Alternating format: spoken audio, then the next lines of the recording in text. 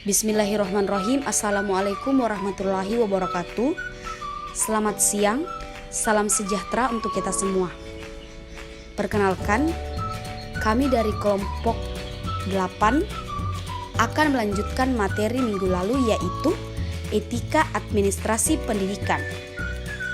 Yaitu yang pertama, membina generasi emas, dan yang kedua, sekolah sebagai inovator sosial. Membina generasi emas. Lembaga pendidikan sekolah berperan sebagai inovator sosial.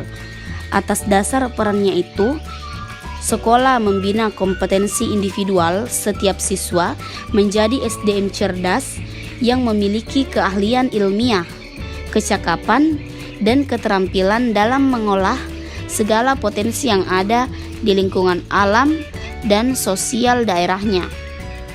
Dengan perkataan lain, sekolah mendukung kewajiban sosial untuk menciptakan suatu generasi cerdas di masa depan. Untuk itu, lembaga pendidikan sekolah perlu fokus pada manajemen pembelajaran efektif untuk membina individu cerdas untuk masyarakat cerdas, individu kreatif untuk masyarakat kreatif, dalam rangka mendirikan sebuah generasi emas untuk bangsa berkarakter. Individu cerdas untuk masyarakat cerdas. Membina individu cerdas untuk membentuk kehidupan suatu masyarakat cerdas adalah sasaran pokok kegiatan pembelajaran di sekolah. Pada titik itu, ada kejelasan arti dan fungsi pendidikan dan pembelajaran sebagai metode pengembangan bakat dan pembinaan minat siswa. Badannya dibina agar tumbuh menjadi dewasa, jiwanya dibimbing agar menjadi matang dan cerdas, baik potensi spiritual, intelektual, maupun moral emosionalnya. Atas kecerdasannya itu, selanjutnya siswa berkembang menjadi manusia berwawasan, bersikap terdidik, dan berperilaku adil. Orang-orang terdidik dengan kecerdasan spiritual, intelektual, dan moral secara integral termasuk golongan kaum bijak. Mereka adalah kaum berkarakter cerdas, bersyukur ketika harus menerima segala hal, bersabar dalam menghadapi setiap persoalan hidup, dan berikhlas pada saat harus kehilangan segala hal meskipun paling berharga, termasuk kepastian hari kematiannya. Jika suatu bangsa dipenuhi individu berkarakter bijak, maka pasti berkembang menjadi bangsa berkehidupan cerdas pula. Bangsa cerdas menyadari bahwa mereka berada dalam satu ikatan darah, berasal dari satu garis keturunan dan satu nenek moyang. Jadi, suatu masyarakat bangsa berkehidupan cerdas ditandai dengan pertumbuhan kesadaran nasional atas satu perasaan, satu ikatan darah, dan satu ikatan nasib. Atas kesadaran itu, mereka mengingatkan diri di dalam satu ideologi untuk mencapai tujuan nasional. Selanjutnya, terkait pemikiran tentang masyarakat cerdas tersebut, lembaga pendidikan sekolah mendukung peran sentral dalam menjaga dan membina pertumbuhan kesadaran nasional. Untuk itu, manajemen kurikulum dan metode pembelajaran berbasis kearifan lokal perlu dijadikan orientasi dasar. Berbasis kearifan lokal, pembelajaran ditata dan dikelola secara efektif dalam kerangka pembinaan satu wawasan dan sikap nasional. Berbeda-beda suku, adat, agama, bahasa, dan ekosistem tetapi tetap satu bangsa sedarah, senasib, dan seperjuangan menuju satu tujuan kehidupan nasional yang bebas, merdeka, adil, dan makmur. Jika pendidikan sekolah secara intensif menjalankan tugasnya itu, maka dipastikan kesatuan dan keutuhan nasional sebagai satu bangsa bisa terjaga keberadaannya. Oleh karena itu, lembaga pendidikan sekolah dinilai penting dan perlu meningkatkan intensitas pembinaan budaya pembelajaran sejarah kehidupan nasional di berbagai bidang sosial, adat kebudayaan, keagamaan, hukum, politik, ekonomi, ekosistem, dan sebagainya. Penanaman budaya pembelajaran itu perlu dimasyarakatkan agar terbentuk suatu sosialitas pembelajaran sehingga menumbuhkan komunitas sosial saling belajar, mendidik, dan saling bekerja sama. Karakter budaya pembelajaran seperti itu adalah ciri khas suatu bangsa cerdas berwawasan hidup.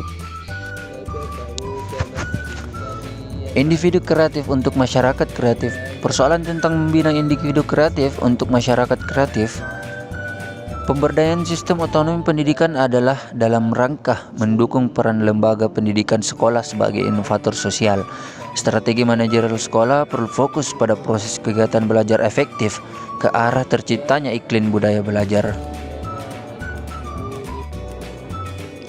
Secara sosiologis, kreativitas kehidupan bermasyarakat sangat ditentukan oleh lapisan kelas sosial menengah atau middle class, karena kelas ini diisi oleh kaum teknokrat dengan keahlian atau dengan kecakapan dan keterampilan di bidang keilmuan dan teknologi.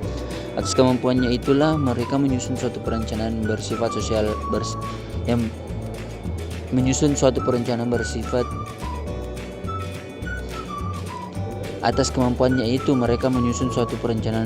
bersifat prediktif. Artinya prediktif yaitu berdasarkan data-data menurut pertimbangan faktual kehidupan sosial. Kemudian selanjutnya, menurut filsafat pendidikan, seumur hidup berarti pembelajaran berlangsung di setiap kegiatan kehidupan masyarakat dimanapun dan kapanpun. Jika demikian halnya, maka seharusnya setiap institusi sosial sebagai wadah kegiatan sosial perlu diubah arti dan fungsinya sebagai suatu sistem persekolahan. Nah, kemudian menurut pendekatan sosiopsikologis, spirit etos kerja mendidik yang membelajarkan bisa mendorong hubungan kerjasama secara padu antar departemen ke arah upaya perbaikan budaya kerja dalam rangka memajukan taraf kehidupan nasional.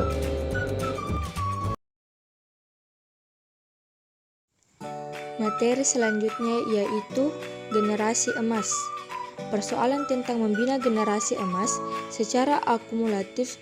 Seluruh bahasan di atas menjelaskan bahwa sistem sentralisme desentralistik mendorong otonomi sekolah untuk membina siswa berkarakter budaya belajar. Berdasarkan sistem itu, lembaga pendidikan sekolah bertanggung jawab sepenuhnya atas pembinaan budaya belajar. Dari pembinaan itu bisa menghasilkan sumber daya manusia cerdas yang berwawasan, bersikap kreatif, dan berperilaku inovatif terhadap kehidupan sosial. Sebagai inovator sosial, mereka terus berupaya membentuk masyarakat berwawasan, mandiri, cerdas, dengan kaya kreativitas tinggi dan berperilaku produktif berkeadilan.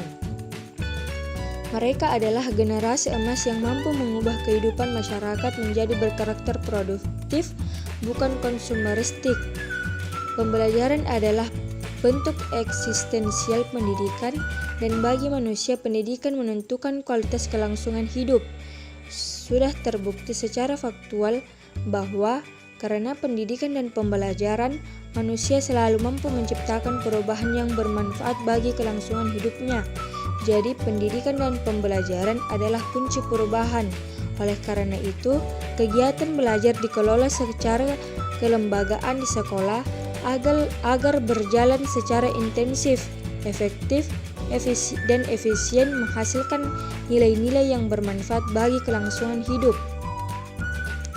Berbasis budaya belajar, spirit otonomi pendidikan menjadi dasar pengembangan manajemen pendidikan sekolah. Jika semua siswa berkarakter budaya belajar, berarti di tangan mereka berada kunci perubahan untuk memajukan kehidupan.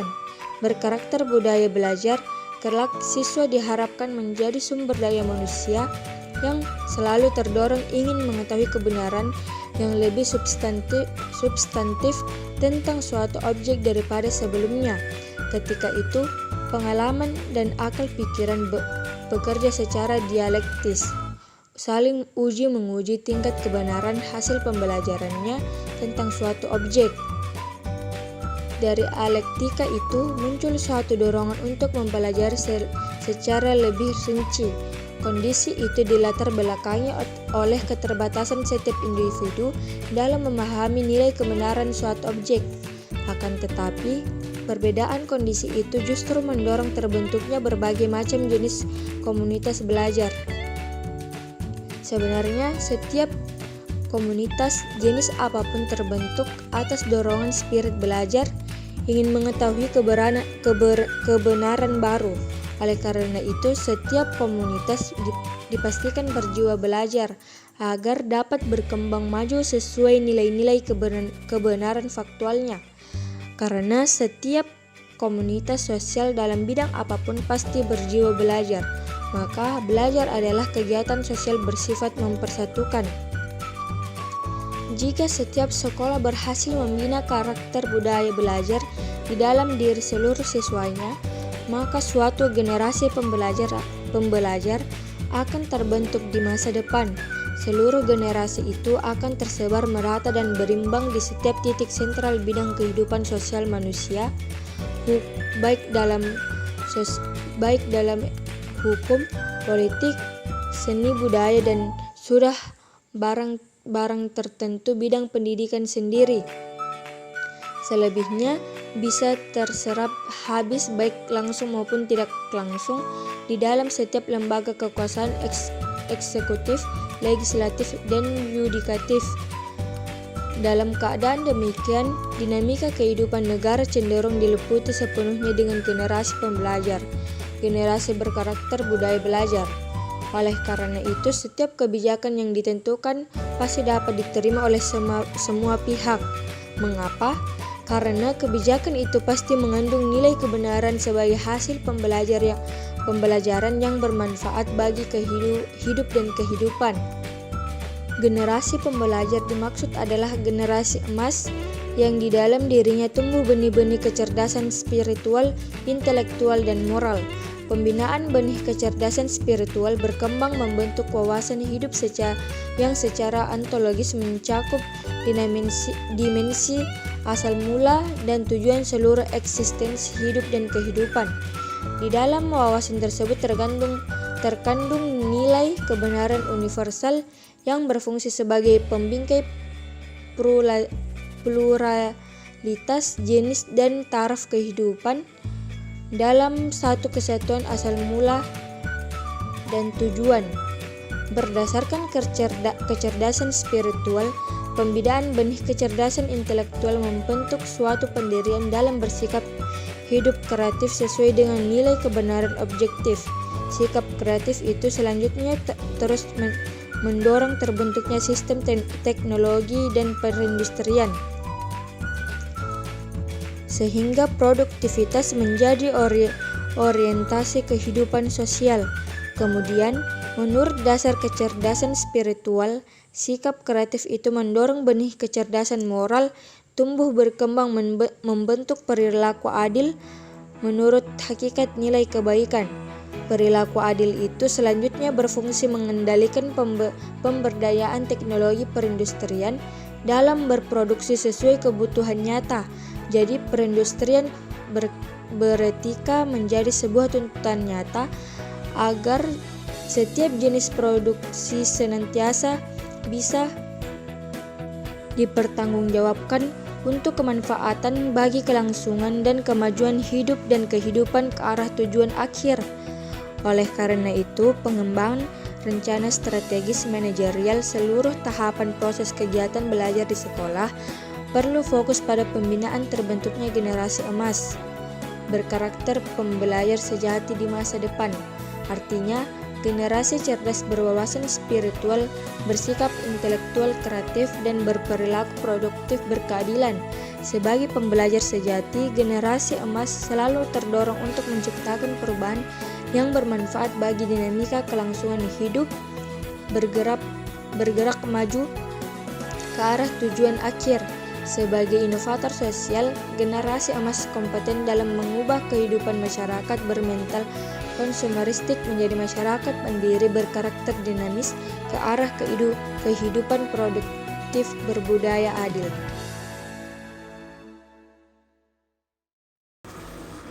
Baik, Assalamualaikum warahmatullahi wabarakatuh. Terima kasih atas kesempatan yang diberikan. Jadi selanjutnya ialah sekolah sebagai inovator sosial. Bagai sebuah pohon, biji pendidikan tumbuh membentangi di dalam keluarga, berkembang menjadi pohon subur di sekolah, berbunga dan berbuah lebat yang kemudian bermanfaat bagi kelangsungan perkembangan hidup, yang bisa dikatakan di dalam bahasa Arab khairun nas anfa'uhum linnas, yang itu sebaik-baik manusia adalah manusia yang bermanfaat bagi manusia lainnya. Kemudian selanjutnya terkait peran sekolah sebagai inovator sosial tersebut, di dalam pembukaan Undang-Undang 1945 tentang pendidikan ditegaskan bahwa tujuan ataupun hakikat dari pendidikan yang ada di Indonesia itu ialah bagaimana mencerdaskan kehidupan bangsa adalah sebuah capaian ataupun tujuan Negara Kesatuan Republik Indonesia dalam pendidikan. Pertanyaannya, mengapa tujuan pendidikan nasional ditegaskan secara konstitusional? Selanjutnya mungkin bisa dijelaskan oleh teman saya. Terima kasih. Selanjutnya, atas dasar karakter pembelajaran demikian, sekolah diharapkan bisa menghasilkan kompetensi luaran yang mampu melakukan perubahan untuk pembaharuan kehidupan. Adapun sasaran model pembelajaran dimaksud adalah perubahan pola pikir, sikap, dan perilaku belajar. Perubahan pola pikir terarah pada perkembangan wawasan belajar apa dan mengapa harus melakukan kegiatan belajar. Belajar adalah kegiatan olah rasa, olah pikir, dan olah karsa agar mendapat pengetahuan yang benar tentang segala hal yang dipelajari sebagai pedoman dalam menjalani kehidupan. Jika secara intensif, pembelajaran tentang segala hal dilakukan sejak dini, maka pola pikir seseorang akan cenderung berubah menjadi semakin rasional metafisis. Ketika mulai beranjak dewasa dan matang, seseorang akan mampu memahami isi dan arti hakiki seluruh hidup dan kehidupan ini. Dalam keadaan demikian, ia mengalami perubahan cara pandang dari positivistik sekuler menjadi rasional metafisis. Mulai saat itu, ia pasti memandang bahwa seluruh kehidupan ini berhakikat spiritual, bukan fisis material belaka. Secara logis dan teoritis, dinamika spiritualisasi pandangan hidup itu bisa secara kuat mendorong terbentuknya spiritualisasi dalam bersikap hidup dan spiritualisasi perilaku dalam menjalani kehidupan menuju tujuan. Oleh karena itu, terhadap tuntutan aktual perubahan tersebut, sekolah wajib membina pembelajaran berbasis kompetensi, sehingga menghasilkan luaran yang cerdas, memiliki keahlian, kecakapan, dan keterampilan hidup.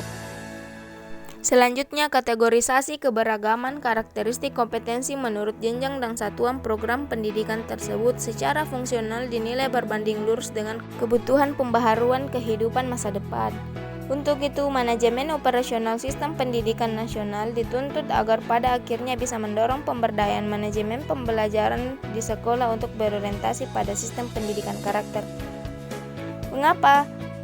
Karena sesuai dengan tuntutan masa depan, pendidikan sekolah wajib mencetak SDM terdidik atau education, yaitu kaum cendekia yang kreatif, cakap, dan terampil berproduksi secara berkeadilan. Tidak cukup hanya terpelajar, tetapi lebih dari itu harus bersikap jujur, honesty, dan bermoral adil, penuh keikhlasan dalam memanfaatkan kompetensinya hanya untuk satu kepentingan, yaitu memajukan taraf kehidupan sosial di masa depan. Apabila pendidikan karakter tersebut berhasil dibangun, maka bisa dipastikan kehidupan ini dipenuhi dengan individu-individu bermoral, kreatif, dan inovatif di segala bidang kehidupan. Jika manajemen pemberdayaan moralitas inovatif dioptimalkan, dipastikan bisa mendorong dinamika kehidupan suatu bangsa bergerak menuju tujuan nasional, yaitu keadilan sosial bagi seluruh warga masyarakatnya.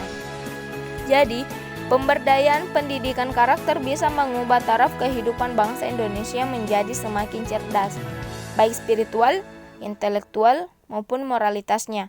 Hal itu berarti makin terbuka luas wawasan hidupnya, sehingga mampu melepaskan diri dari belenggu perilaku hedonisme materialistik. Secara hipotetik, jika kecerdasan spiritual diberdayakan secara optimal dalam upaya pencerdasan intelektual, maka dinamika kehidupan bangsa ini akan bergerak menjadi bangsa mandiri penuh kreativitas dan produktivitas. Jika kecerdasan intelektual itu kemudian diberdayakan secara optimal, bangsa ini pasti akan mampu terus berinovasi diri menjadi bermoral, produktif, berkeadilan, bukan konsumeristik. Selanjutnya, kualitas produktivitasnya itu bisa dimanfaatkan untuk perbaikan kehidupan lokal, nasional, dan bahkan kehidupan global.